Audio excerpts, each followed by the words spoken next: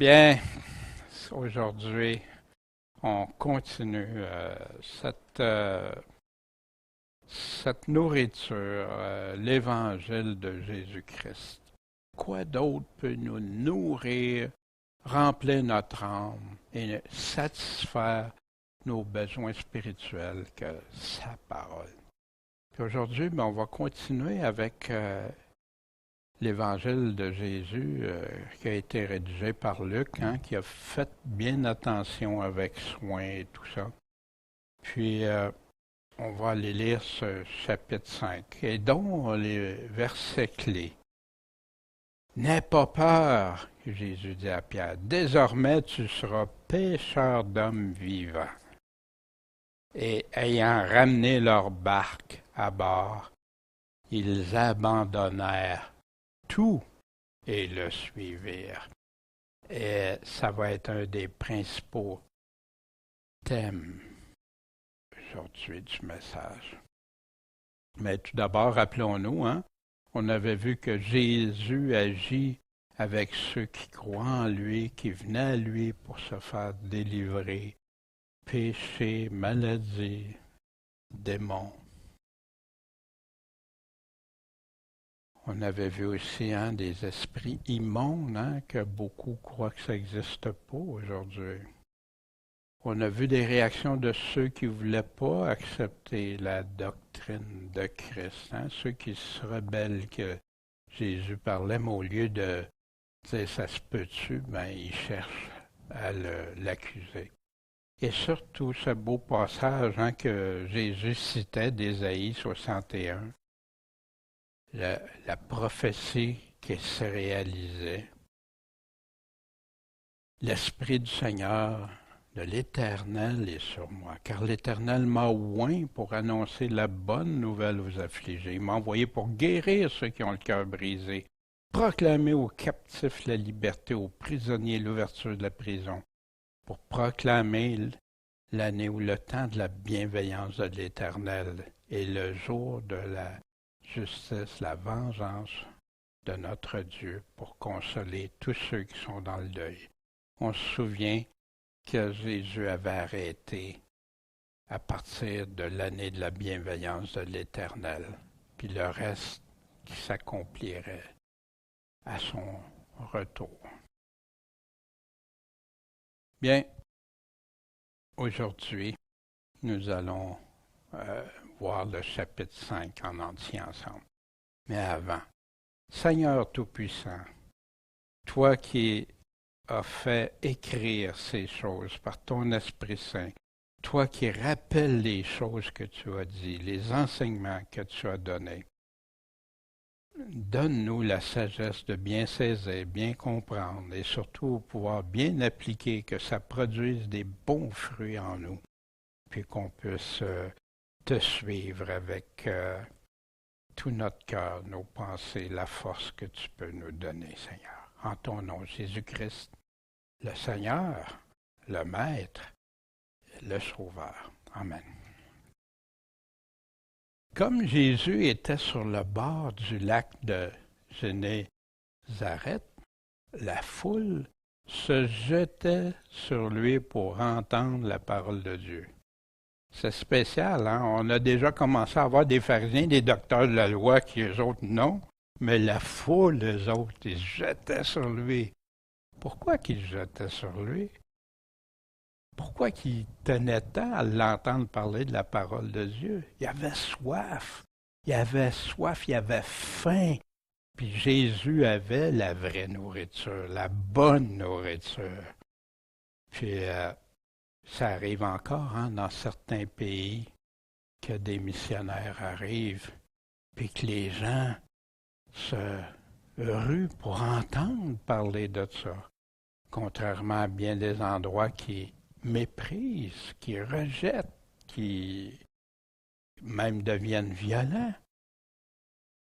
Mais, et ça me rappelle, vous vous souvenez, la vidéo qu'on avait déjà vue, pour ceux à qui il avait reçu des Bibles par avion, le peuple de Himalaya de mémoire, puis qui était C'était la fête. Il avait reçu des Nouveaux Testaments. Tout le village était rassemblé, puis ceux d'auto, les villages d'auto, pour venir célébrer ça. Ici, hein, ça arrive régulièrement. On a parfois de la difficulté avec toutes les Bibles que les gens ont. Puis il y en a qui ont de la difficulté seulement à en sortir une ou à en adopter une ou personne n'en veut. Quelle tristesse, quel contraste. Et ayant vu au bord du lac, Jésus voit 2 barques dont les pêcheurs étaient descendus puis étaient en train de laver leurs filets. Fait que Jésus est monté dans une de ces barques qui était à Simon-Pierre, hein, bien sûr. Puis Jésus l'a prié. J'ai mis le mot prier ici, pria, parce que qu'est-ce que ça veut dire? Jésus lui a fait une demande. Prier, c'est faire des demandes, de s'éloigner un peu du rivage. Et s'étant assis hein, dans la barque, qu'est-ce qu'il faisait? Il enseignait le peuple de dessus la barque. Jésus, à toutes les fois, on voit, il enseignait, il évangélisait, il annonçait le royaume de Dieu. C'est ce qu'il faisait. Puis ici, bien, le fait d'aller sur une barque proche du lac, autour du lac, la voix porte. Il n'y a pas de porte-voix, il n'y avait pas de système de son comme on a aujourd'hui. Ça permettait que tous les gens entendent. Et on se souvient aussi, le Seigneur pourtant avait commencé, hein, repentez-vous quand il a commencé à prêcher, repentez-vous car le royaume des cieux est proche. Mais les gens voulaient savoir aussi, c'est quoi se repentir? C'est quoi pour connaître le royaume de Dieu? Et il y avait soif d'entendre Jésus. Ça a été le début de la formation des disciples. Remarquons que Pierre et les autres qui sont avec n'étaient pas des apôtres encore. Ils n'étaient pas encore des disciples. Ils vont le devenir, on va le voir, là, ça ne sera pas long. Mais c'est le début. Devenir disciple, on a besoin d'être informé, formé, puis suivre. On va voir ça. Hein, dans Matthieu 4, qu'est-ce que Jésus leur a dit? Simon, appelé Pierre, André son frère, qui il était pêcheur, hein, fait qu'il est en train, il dit, suivez-moi, et je vous ferai pêcheurs d'hommes. Puis aussitôt, qu'est-ce qu'ils ont fait? Ils ont laissé tomber les filets, puis ils l'ont suivi. Après ça, il a vu Jacques et Zébédée et Jean, son frère.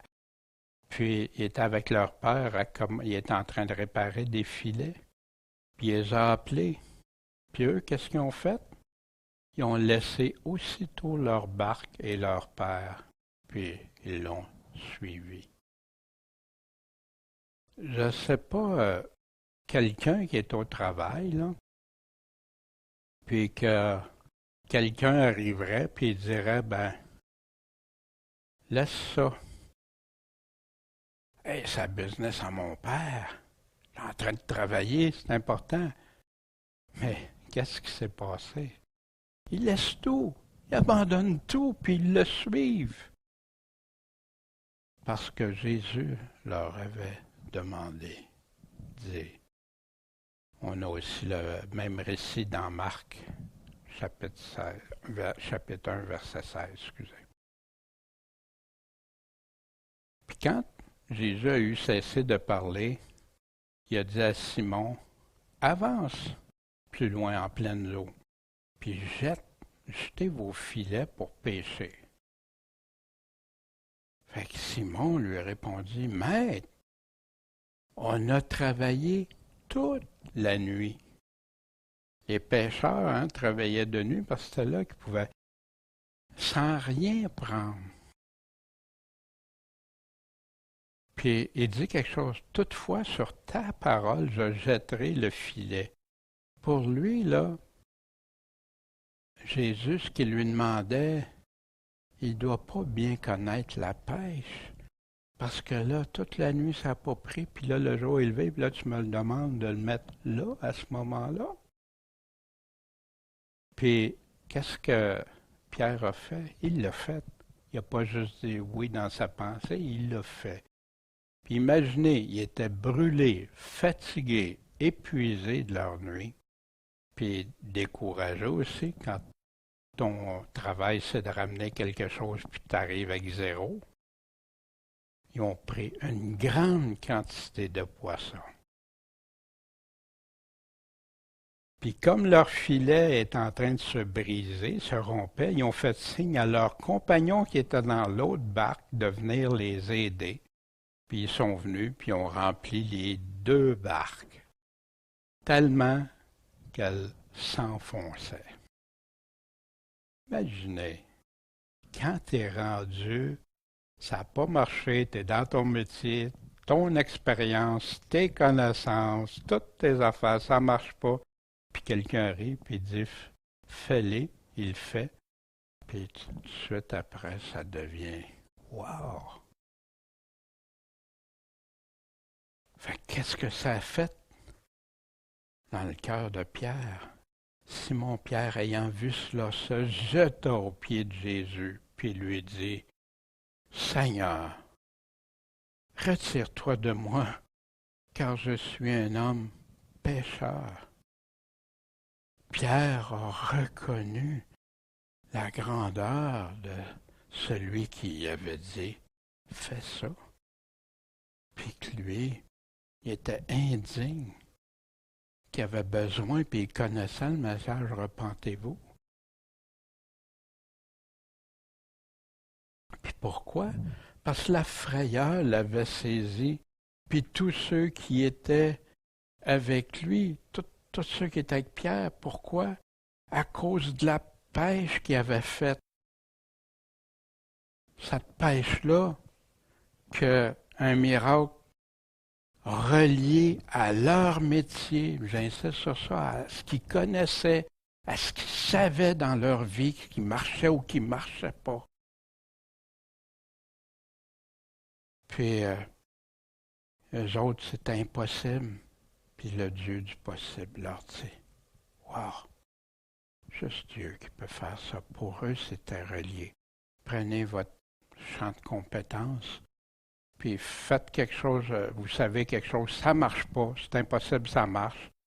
Puis que Dieu nous dit des fois, fais-le pareil. Aime ton ennemi. Quoi? J'ai juste le goût. Non, aime ton ennemi, tu vas voir. Fais ce que je te dis, obéis, puis le reste change. Fait que là, bien sûr, il était avec Jacques, Jean, fils de Zébédée, qui était aussi avec Pierre. Puis ce premier miracle pour les disciples a servi à la toute fin, juste avant que Jésus reparte. Parce qu'il ne le reconnaissait pas, il y avait quelqu'un sur le bord, il était en train de pêcher, hein? Puis il ne reconnaissait pas Jésus qui lui faisait signe de venir manger, tu sais, puis tout ça. Vous vous souvenez de ça? Puis quand ils sont descendus à terre, ils ont vu de la braise qui était là, du poisson dessus et du pain. Jésus dit, apportez ces poissons que vous avez pris maintenant. Simon remonta et tira le filet à terre, plein de 153 grands poissons. Et quoi qu'il y en eût tant, le filet ne se rompait pas. Jésus leur dit, venez dîner. Et aucun des disciples n'osa lui demander, qui es-tu? Spécial, hein? Les apôtres même, au premier abord, ne reconnaissaient pas Jésus après sa résurrection, après être transformé. Ce corps, cette résurrection qui promet à tous ceux qui croient en lui, qui le suivent, qui lui obéissent. Et Jésus s'approcha, prit du pain et leur donna ainsi que du poisson. C'était déjà la troisième fois que Jésus se faisait voir à ses disciples après être ressuscité des morts. Puis là, ils ont été convaincus, c'est Jésus-Christ. Il se souvenait très bien de ce premier miracle qu'il avait fait avec Pierre et les autres apôtres. Jésus dit à Simon, « N'aie pas peur. N'aie pas peur. » Hein? Il s'est jeté à ses pieds puis, dans une frayeur. « N'aie pas peur, Pierre. N'aie pas peur. » Il nous dit ça si souvent. Désormais, tu seras pêcheur d'hommes vivants. Où tu vas aller pêcher. Ton champ d'expertise, toi, c'est de pêcher des poissons, mais moi, je vais te transformer pour de la nourriture physique. Moi, je vais te transformer pour de la nourriture spirituelle, attraper, pêcher, pour l'amener pour le Seigneur. Et ayant ramené leur barque à bord, qu'est-ce qu'ils ont fait? Ils ont tout abandonné, puis ils l'ont suivi. Wow! Ils avaient découvert quelqu'un qui pouvait les transformer, leur donner. Qu'est-ce qui s'est passé dans leur cœur, dans leurs pensées, à part qu'ils ont eu peur, ils sont prosternés, ils ont reconnu un qui était pécheur, et tout ça. Mais, wow! Comme Jésus, quand il est venu chercher chacun de nous, ça nous a fait mettre à genoux, puis reconnaître qu'on était pécheurs. Puis que c'est Jésus qui nous dit, « Toi, suis-moi. » Voici Jésus, hein, ce qu'il disait dans Jean 10, versets 27 et 28. « Mes brebis entendent ma voix, je les connais et elles me suivent. Je leur donne la vie éternelle, elles ne périront jamais et nul les ravira de ma main. » Qu'est-ce qu'ils font? Ils le suivent, ils abandonnent, ils le suivent. Pierre, pêcheur d'hommes vivants, vous vous souvenez dans Acte 2, quand après que les Juifs qui venaient de partout à travers le monde, à ce moment-là, étaient venus pour célébrer la Pentecôte, puis qui entendaient les apôtres, les disciples, qui glorifiaient Dieu, en passant le but de... ils glorifiaient Dieu, mais dans leur propre langue à chacun. Puis là, ils ont dit, « Wow, comment ça? Moi, je viens de tel pays, hein, puis comment qu'ils font pour connaître ma langue? » Mais ils entendaient glorifier Dieu. Puis là, après, ils sont venus, puis ils ont dit qu'ils ont été touchés de componction. Qu'est-ce qu'on doit faire? Repentez-vous, que chacun de vous soit baptisé au nom du Seigneur Jésus-Christ, hein, pour la rémission des péchés, et vous recevrez le don du Saint-Esprit. Et voici, la promesse a été faite à vous, hein, etc. Sauvez-vous de cette race perverse. Ceux donc qui reçurent de bon cœur sa parole furent baptisés. Et ce jour-là, environ 3000 âmes furent ajoutées aux disciples. Pierre, pêcheur d'hommes vivants. 3000. Une journée n'est pas finie. Et encore là, on retrouve ce récit, hein, suivez-moi, puis le suivre dans Matthieu 4, 18. On a ça aussi dans Marc 1, versets 16 à 20. Puis comme il était dans une des villes de Galilée, un homme tout couvert de lèpre, ayant vu Jésus, se jeta contre terre et le pria. Qu'est-ce qu'il a dit pour prier? « Seigneur, si tu le veux, tu peux me nettoyer. » La lèpre, hein, c'était des gens isolés, laissés seuls, que tout le monde fuyait et tout ça. Puis, ça se guérissait pratiquement pas. Fait que Jésus a étendu la main, il l'a touché, puis il lui dit, « Je le veux. » Hein, remarquez comment il est arrivé. Si tu le veux, tu peux me nettoyer. Il n'est pas arrivé, comme des fois tu en entends parler très autoritairement, même commander au Seigneur ou tout ça, non. Puis au même instant, la lèpre le quitta. Puis Jésus lui a défendu de le dire à personne. On va voir pourquoi il dit ça. Mais va, lui dit-il, monte-toi au sacrificateur et offre pour ta purification ce que Moïse a commandé. Pourquoi? Afin que cela leur serve de témoignage aux sacrificateurs, à ceux qui étaient en charge, si vous voulez, les pasteurs, théologiens du temps. Puis il était là, puis c'est pour eux autres ce témoignage-là. Est-ce que Jésus avait besoin qu'il y ait... Non, c'était pour le témoignage pour eux, pour qu'ils voient que, wow, encore une occasion que Jésus donnait. Puis, dans Matthieu 8, il dit, garde-toi de le dire à personne, mais va, montre-toi au sacrificateur, puis offre le don que Moïse a ordonné. Hein?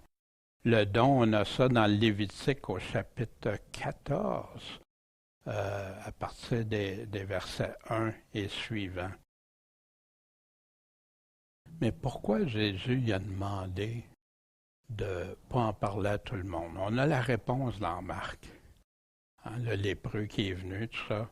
Et Jésus le renvoya aussitôt avec de sévères recommandations, lui dit, garde-toi d'en rien dire à personne, mais va-t'en, montre-toi au sacrificateur, offre pour ta purification ce que Moïse a commandé pour que ça leur serve de témoignage. Mais cet homme étant sorti, se mit à publier hautement la chose et la divulguer. Bien sûr, il était super heureux.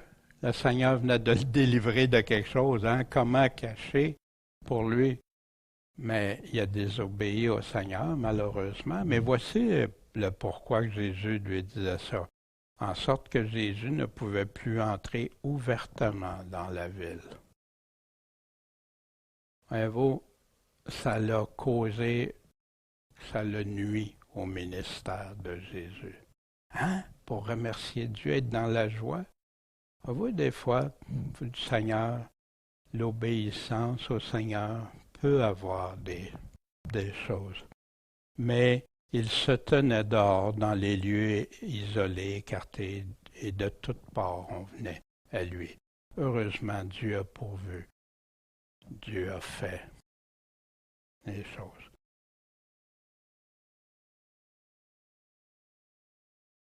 Au verset 15. Puis bien sûr, la réputation de Jésus se répandait de plus en plus. Puis une foule de gens s'assemblait pour l'entendre et pour être guéris par lui de leur maladie. Fait que ça se poursuivait, hein? Partout dans chaque ville qui allait. Mais il se tenait retiré dans les déserts et il priait.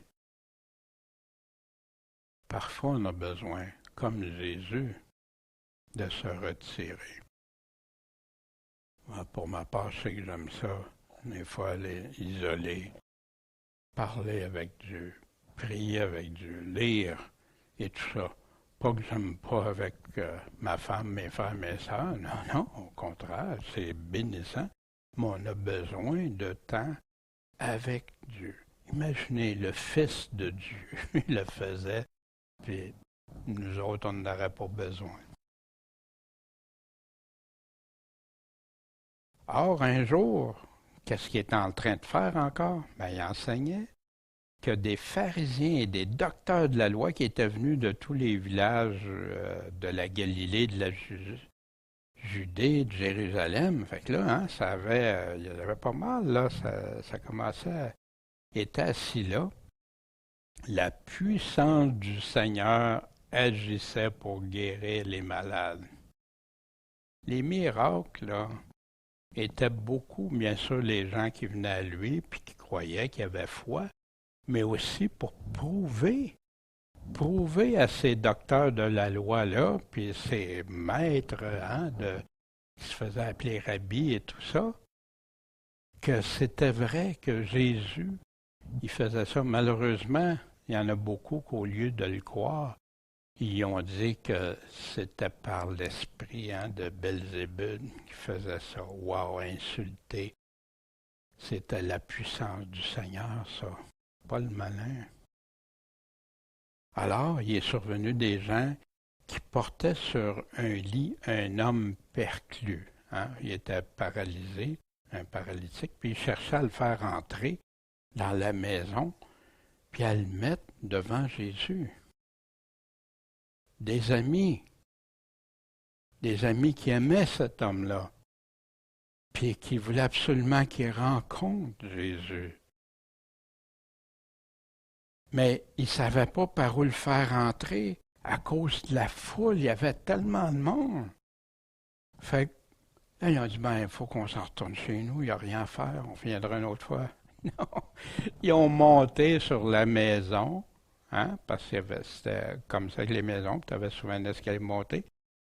Et qu'est-ce qu'ils ont fait? Ils l'ont descendu par les tuiles. Ils ont enlevé le toit, une partie du toit, puis ils l'ont descendu avec son lit. Imaginez la scène, là. Il a fallu qu'il trouve quelque chose, il a fallu qu'il fasse les efforts. Imaginez tous les efforts qui ont été faits pour ça, puis ils l'ont descendu. J'imagine là, plein de monde, d'un coup, on voit quelqu'un arriver là, sur un lit. Puis, ils ont fait ça devant Jésus. Puis Jésus, qu'est-ce qu'il a regardé? Hey, vous avez brisé le toit? Pas du tout. Hein? Ayant vu leur foi, a dit à l'homme, tes péchés te sont pardonnés. Wow! Dans ce cas-ci, on comprend que l'homme aussi avait eu cette situation-là, qui avait commis des péchés. C'est pas toujours le cas. Il y en a qui sont malades, mais c'est pas parce qu'ils ont commis des péchés, hein, comme l'aveugle, comme plusieurs autres. Mais ici, c'est ça. Alors, les scribes, les pharisiens, hein, tous les docteurs qui étaient là, ont commencé à raisonner puis à dire, ben, qui est celui-ci qui prononce des blasphèmes? Pourquoi c'est un blasphème? Qui peut pardonner les péchés que Dieu seul? Qui peut dire à quelqu'un que ses péchés sont pardonnés? Mais Jésus, connaissant leurs pensées, prit la parole et leur dit, quel raisonnement faites-vous dans vos cœurs? Jésus voyait les pensées du cœur, hein? Puis comment il connaissait les pensées du cœur? Marc nous le dit ici. Jésus ayant connu aussitôt par son esprit qu'ils raisonnaient ainsi en eux-mêmes. Pourquoi avez-vous ces pensées? Fait que Jésus, le Tout-Puissant, peut connaître les pensées. Puis on a le même récit dans Matthieu, chapitre 9, versets 2 à 8. Et voici, connaissant leurs pensées, savez-vous, Jésus nous donne à une église en particulier. Mais j'ai quelque peu de choses contre toi, c'est que tu endures la femme Jézabel, qui se dit prophétesse. Fait que ça, c'est de découvrir quelle église pas des prophétesses, qui enseignent et séduisent mes serviteurs pour les engager dans la fornication envers Dieu. Fait qu'au lieu de rester dans le vrai évangile, dans le vrai Jésus, le vrai Esprit de Dieu, ils les emmènent ailleurs pour manger des choses sacrifiées aux idoles. Au lieu de la nourriture que Dieu a, qui est pure, elle donne de la nourriture contaminée. Je lui ai donné du temps pour qu'elle se repente, mais elle ne s'est pas repentie. Je vais la jeter sur un lit de douleur. Et ceux qui se livrent à l'adultère avec elle, qui suivent ses enseignements, la nourriture qu'elle donne, seront d'une grande affliction s'ils ne se repentent pas de leur action. Et je ferai mourir ses enfants, et toutes les églises connaîtront que je suis celui qui sonde les reins et les cœurs.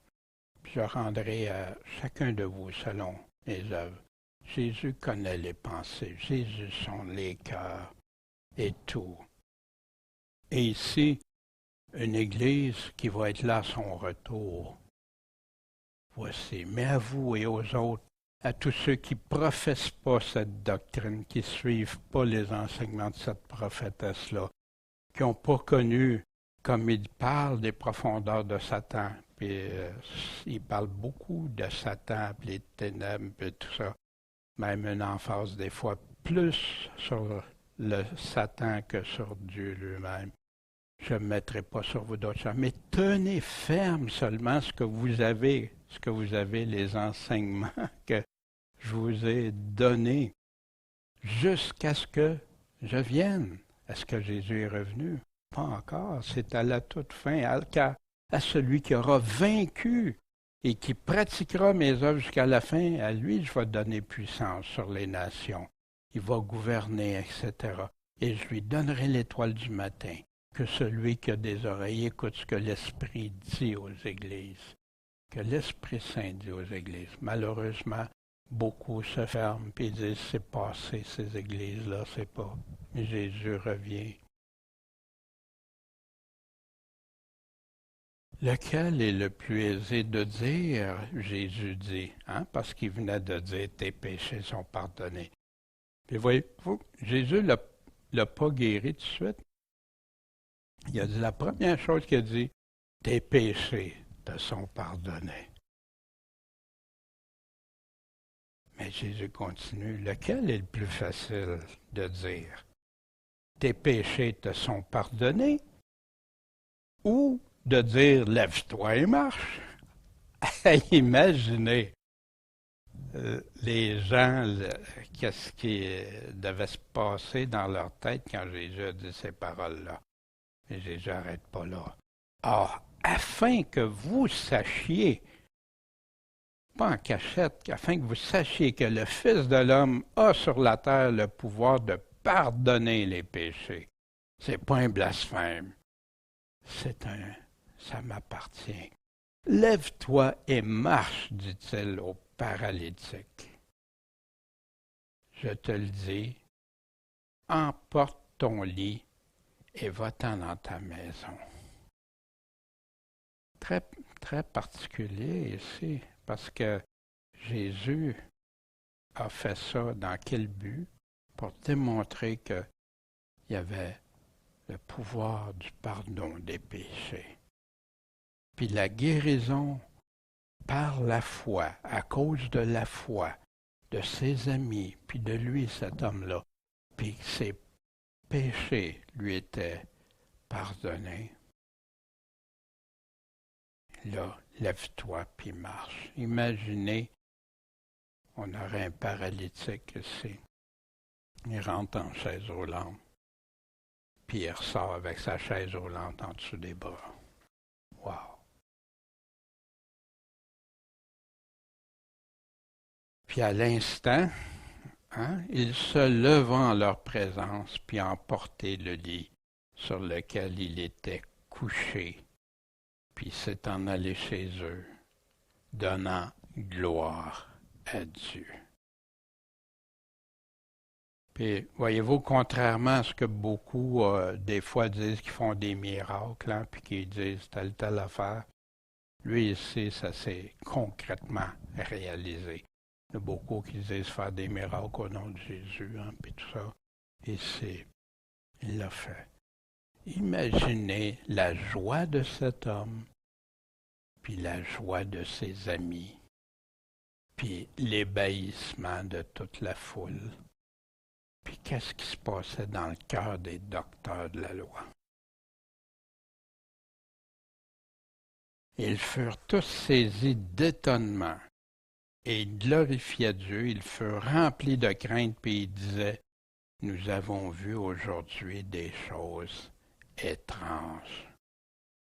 C'est pas comme d'habitude. Ça se passe jamais comme ça d'habitude.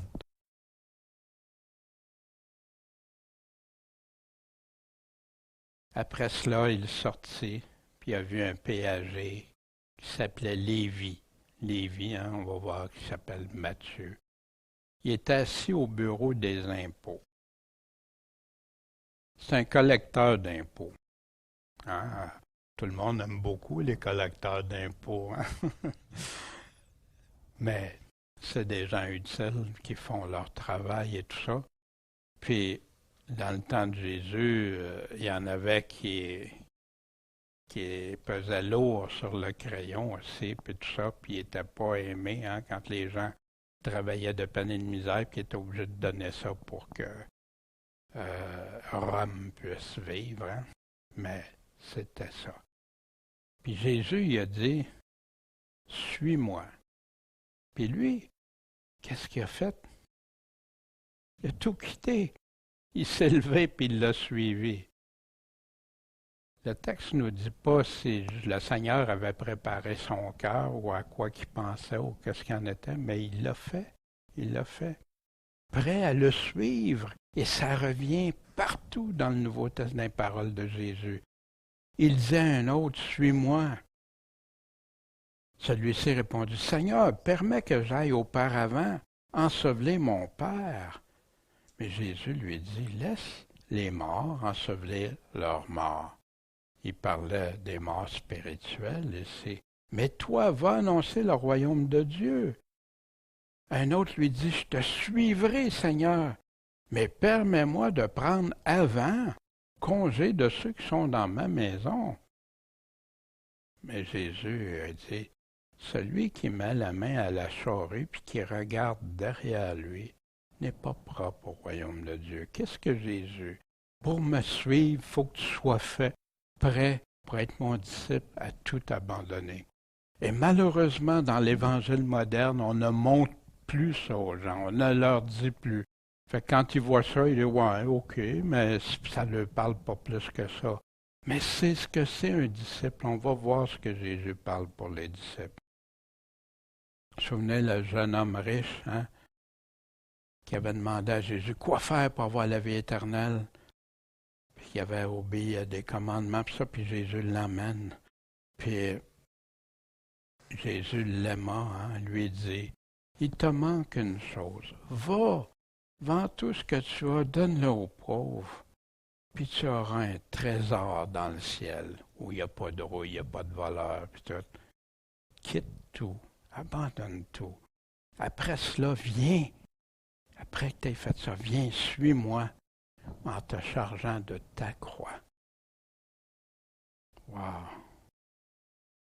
Il n'y a pas juste les biens, hein?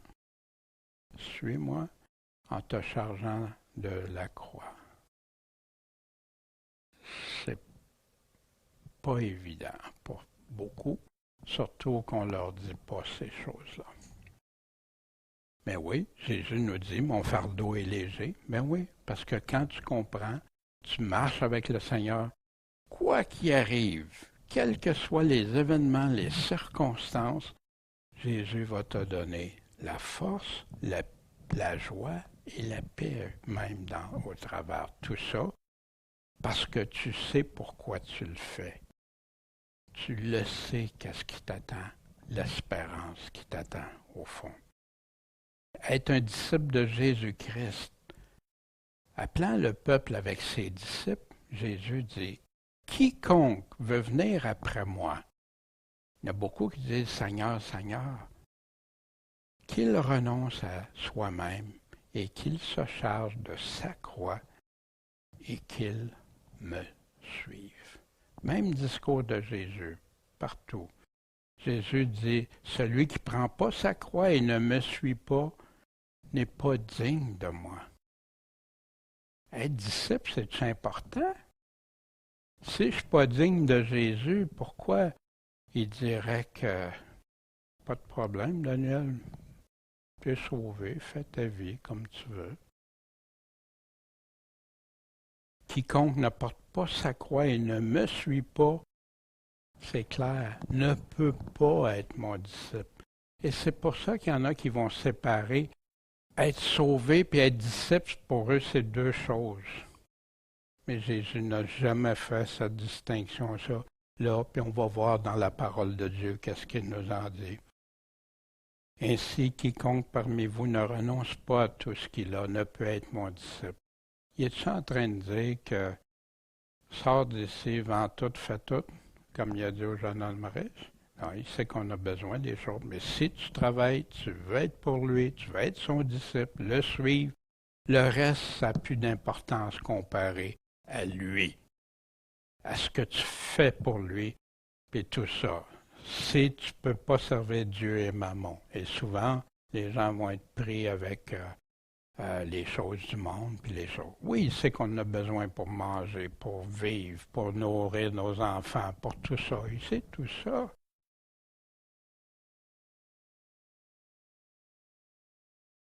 Être disciple, c'est indissociable pour être sauvé. On ne peut pas faire la coupeuse. J'ai demandé à des assemblées, parfois, je me souviens, je prie encore pour eux, je demande à une assemblée, je disais, est-ce qu'on peut, on doit être disciple pour être sauvé? Fait que, c'est pas une obligation dans leur tête. Mais c'est pas Jésus, puis les apôtres, c'est pas ça qu'ils ont enseigné. Il n'a jamais promis le salut à quelqu'un qui ne l'écoutait pas, qui ne suivait pas ses paroles.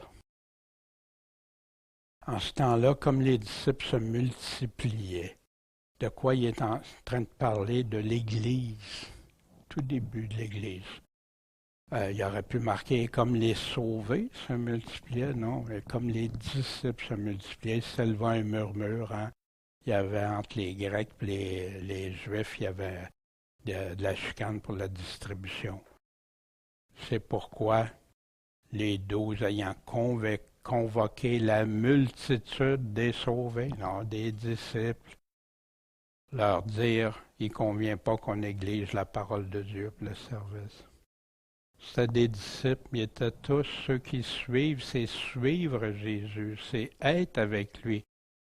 Fait qu'il y en a qui disent que je le suis pas, ou je le suis dans mon cœur, dans mes pensées, mais je fais pas ce qu'il me dit. Ça n'a rien à voir, c'est pas ça, suivre. Et la parole de Dieu se répandait, et le nombre des sauvés se multipliait beaucoup. Non, le nombre des disciples encore, qui devenaient sauvés parce qu'ils suivaient le Seigneur, persévéraient. Un grand nombre de sacrificateurs faisaient quoi? Obéissaient à la foi, parce que la foi a l'obéissance avec elle. Et voici, être disciple ou sauver, les deux vont ensemble. Mes brebis entendent ma voix, mes paroles, ce que Jésus nous dit. Je les connais et elles me suivent. Fait qu'ici, quelqu'un qui dirait, disciple et sauver, c'est deux choses. T'es-tu une brebis? Es-tu une brebis? Ça comprend qui, ça, les brebis? Tous. Fait que pour moi, j'ai plus aucun doute sur ça, aucune. Et quand on avait fait le livre des Actes, on avait vu ça à multiples reprises. Puis, qui a écouté comme un disciple? Vous savez, dans l'Ancien Testament, on parle de disciples aussi. Et c'est un des trois passages qu'on va regarder. Voici. Pourquoi n'ai-je trouvé personne quand je suis venu? Pourquoi nul n'a-t-il répondu quand j'ai appelé? Ma main est-elle devenue trop courte pour te délivrer? N'y a-t-il plus de force en moi pour sauver? Voici, je fais tarir la mer quand je la menace, je change les fleuves en désert, le poisson se corrompt faute d'eau et il meurt de soif. Je revêts les cieux de ténèbres, j'y mets un manteau de deuil pour couverture. Le Seigneur l'Éternel m'a donné une langue exercée. De qui parle? C'est de Jésus-Christ lui-même. L'Éternel m'a donné une langue exercée pour soutenir comment, par la parole, celui qui est abattu. Tu connais quelqu'un qui est abattu? La meilleure façon, c'est sa parole. Il éveille chaque matin, il éveille mon oreille pour écouter, comme écoutent les disciples. Quand Jésus s'isolait, il allait prier, qu'est-ce qu'il faisait? Il était disciple, comme un disciple. J'écoutais, il écoutait ce que moi j'écoute. Le Seigneur l'Éternel m'a ouvert l'oreille, puis j'ai pas résisté. Je me suis pas retiré en arrière, j'ai pas choisi d'abandonner, au contraire, ou de backslider, comme on dit en anglais, ou En français, je ne me souviens plus du terme, là, il y en a qui retournent en arrière. Là. Écoutes-tu comme un disciple? Voici ce que Jésus, qui confirme à 100% ce passage qui parle d'écouter comme des disciples. J'ai présenté mon dos à ceux qui me frappaient, mes joues à ceux qui m'arrachaient la barbe. J'ai pas dérobé mon visage aux outrages ni aux crachats. Prophétie concernant Jésus-Christ. Mais le Seigneur l'Éternel est mon aide. Aussi, j'ai pas eu honte. Non, j'ai pas eu honte quand j'écoute juste Dieu, même si toutes les autres sont contre moi. J'ai rendu mon visage semblable à un caillou. Je sais que je ne serai pas confondu. Celui qui me justifie est proche. Qui plaidera contre moi? Comparaissons ensemble. Qui est ma partie adverse? Qu'il s'approche de moi. Voici le Seigneur l'Éternel est mon aide. Qui me condamnera? Hein, vous voyez où Paul a pris certains passages. Hein? Mais qu'est-ce qu'il fait? Il écoute. Voici, ils s'useront tous comme un vêtement. La teigne les dévorera. Tout ce qu'on a ici, tout ce qu'on est, va finir par. Qui d'entre vous craint l'Éternel? Qui écoute la voix de son serviteur, Jésus-Christ? Que celui qui marche dans les ténèbres et qui n'a pas de lumière se confie au nom de l'Éternel, puis qu'il s'appuie sur son Dieu. Qui que ce soit qui écoute, tu te sens dans les ténèbres, tu vois pas, c'est sombre. Tourne-toi, confie-toi en l'Éternel, écoute-le, puis tu vas voir la délivrance. Et Lévi, Matthieu, a fait un grand festin dans sa maison. Puis un grand nombre de péagers et d'autres gens étaient à table avec eux. Et ceux d'entre eux qui étaient scribes et pharisiens murmuraient, puis disaient à ses disciples, ben pourquoi vous mangez ou vous buvez avec des péagers puis des gens de mauvaise vie? Hey, nous autres, on est des pasteurs, que c'est ça, cette histoire-là? Et Jésus, prenant la parole, leur dit, ce ne sont pas ceux qui sont en santé qui ont besoin de médecins, mais ceux qui se portent mal.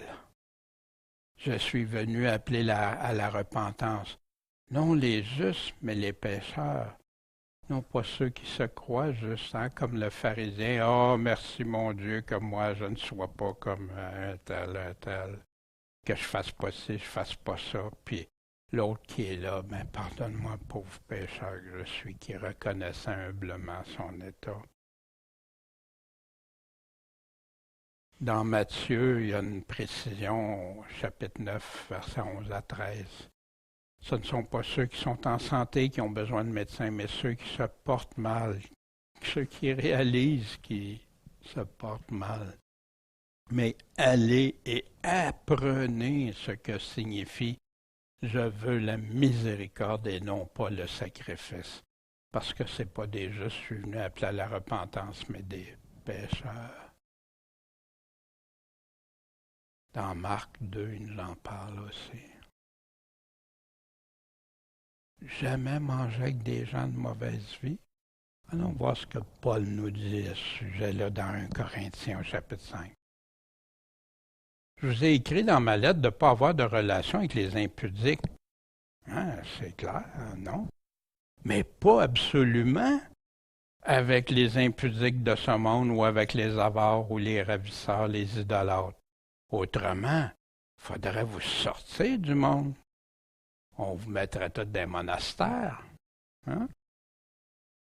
Mais ce que je vous ai écrit, c'est que si quelqu'un qui se nomme frère, moi je suis chrétien, moi je suis sauvé, moi je suis né de nouveau. C'est quelqu'un qui se nomme frère impudique ou avare ou idolâtre ou médisant ou ivrogne ou ravisseur, vous n'ayez pas de relation avec lui. Wow! Comme Jésus disait dans Matthieu au chapitre 18, il avertit une fois, Après ça, 2, 3, puis après, comme un non-croyant, comme un païen. Puis l'apôtre Jean aussi, si quelqu'un ne reste pas dans la doctrine de Christ, ne même pas manger avec lui pour ne pas participer. En effet, qu'ai-je à juger ceux du dehors? C'est pas à moi de les juger, ces personnes-là qui sont de même. Ça appartient à Dieu. Je peux juger des fruits, par exemple, comme Jésus m'a dit de faire. Quant à ceux du dehors, Dieu va les juger. Donc, ôtez le méchant du milieu de vous. Il est en train de parler de celui qui avait la femme de son père. Puis après ça, plus loin, Paul nous dit, ne vous y trompez pas, laissez-vous pas tromper. Aucun idolâtre, aucun impudique connaîtra le royaume de Dieu, à moins quoi qu'il se repente et le suive. Fait qu'au verset 33, il lui dit aussi, mais pourquoi les disciples de Jean jeûnent-ils souvent et font des prières, de même que ceux des pharisiens, au lieu que les tiens mangent et boivent? Hein? Comment ça, eux autres, ils se permettent de manger, puis boire, puis ils jeûnent pas, eux autres. Fait que Jésus leur répond par une question. Jésus fait souvent ça. Une question pour amener les gens, au lieu d'être sur la défensive, en mode de réflexion.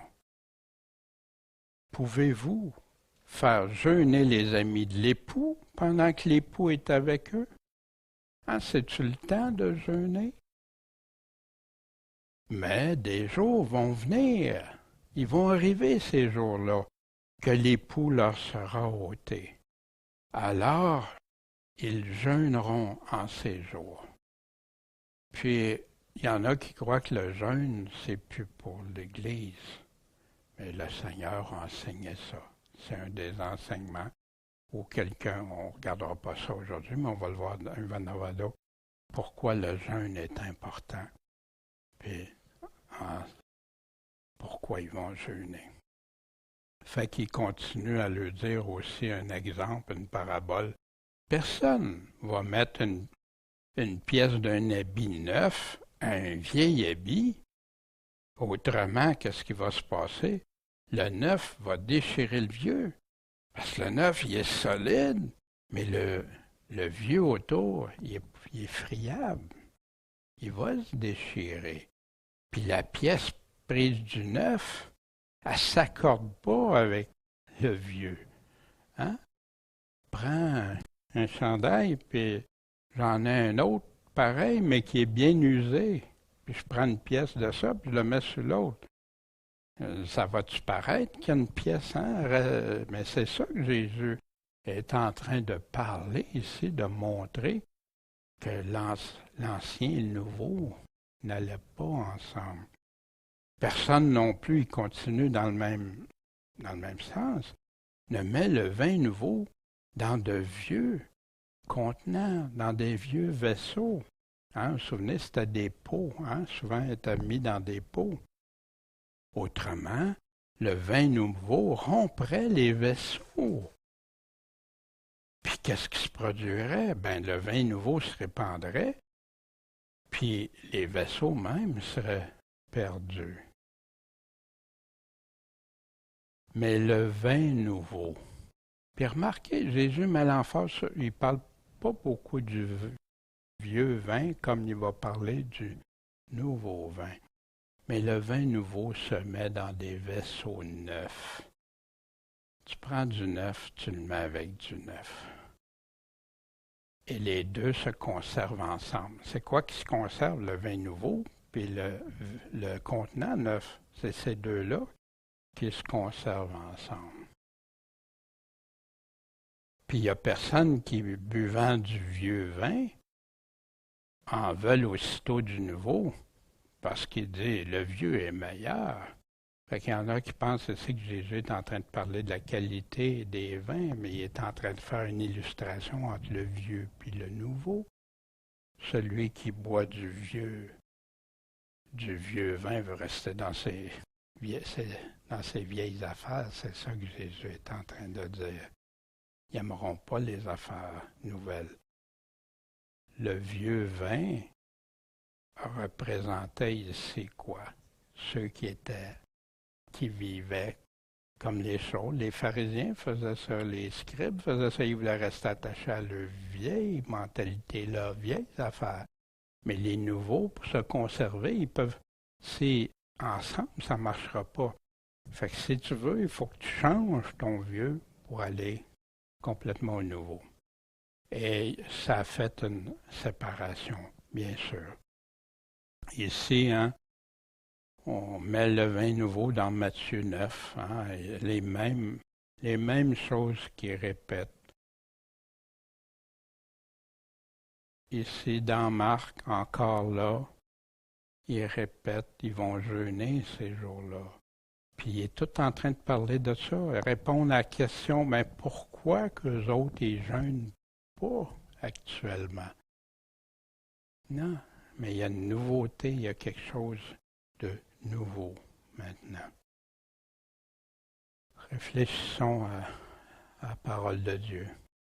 Jésus a choisi ses premiers disciples. Ils ne sont pas apôtres encore. On va y revenir, ça vient bientôt, le choix des apôtres. Mais nous, ce qui est bien important, est-ce qu'on répond aux critères de Jésus pour être son ou sa disciple? Ça, c'est fondamental. Puis je prie que des pasteurs, des évangélistes, tout ça, reviennent à l'évangile complet de Jésus-Christ. Que ça arrête de produire des tièdes, des vierges folles dans beaucoup de cas, puis des personnes qui ne se préparent pas, puis qui continuent de vivre dans leur péché comme si c'était approuvé de Dieu. Puis pourquoi et pour qui Jésus est venu sur la terre? Ceux qui se portent bien, qui croient qu'ils se portent bien. Oh mon Dieu, merci que je ne sois pas comme les autres, hein? C'est ça? Non. Mais de l'autre excès aussi, il y en a qui arrivent avec ça puis qui disent ah ben je suis mieux de rien dire parce que ça va paraître. Non. Dis la vérité que Jésus dit. C'est pas toi qui le dis, c'est ce que Dieu dit. Ça, les gens ont besoin de l'entendre, ont besoin de le savoir. Jésus dit, je suis venu pour sauver ceux qui réalisent, qui comprennent, puis qui ont besoin. Puis quand Jésus a été, qu'il y avait des gens qui sont venus à lui en passant chez Matthieu, hein, sont venus s'asseoir avec lui, ils voulaient l'entendre. Mais Jésus, s'il aurait dit, non, moi je ne vais pas avec ces gens-là, comment l'Évangile il aurait pu accomplir de venir chercher ce qui était perdu?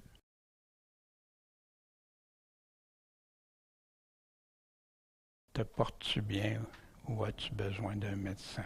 Ça revient à ça. Puis toi, peut-être qui écoutes par Internet ou autre moyen. Réfléchis à ça, c'est essentiel. De l'autre côté, pour ceux qui ont réalisé qui étaient malades, qui avaient besoin, puis se sont repentis, puis ont suivi le Seigneur. Es-tu offensé quand un malade va voir le médecin? Ben non, hein? Mais sais-tu, il y en a des fois qui catégorisent certains types de personnes que ça, non, c'est impossible. Pourtant, Jésus a fait des miracles avec Paul, a fait des miracles avec Pierre qui l'a renié, puis qui s'est repenti, qui est revenu, puis qui a été un pêcheur d'hommes vivants après. Fait que soyons prudents. T'en as des ex-motards, des tueurs, des choses repentis. Ben oui. Je suis venu chercher ce qui était perdu. Puis, qui est meilleur? Quant aux yeux de Dieu, une roche ou 10 roches peuvent détruire la vie de l'homme.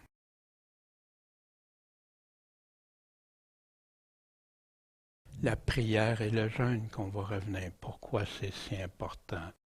S'humilier devant Dieu, puis lui demander.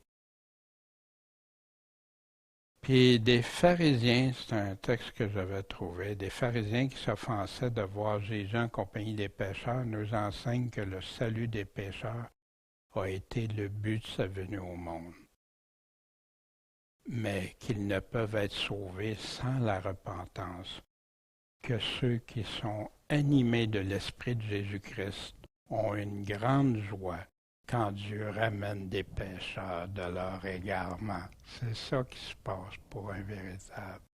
Et qu'ils recherchent avec empressement les occasions de les retirer de ces égarements-là. Que celui qui sort un frère de l'erreur le ramène à la vérité, sauve une âme de la mort. Bon Père céleste, merci de ta bénédiction, merci de ta parole qui est là, Seigneur, cette nourriture, puis garde-nous dans tes voies, fais-la vivre en nous. Accompagne chacun de nous cette semaine à vouloir faire ce que tu veux, puis à trouver un temps de s'isoler avec toi, Seigneur, puis réfléchir à l'engagement d'être ton disciple. En ton Saint-Nom, Jésus-Christ, Maître et Sauveur. Amen.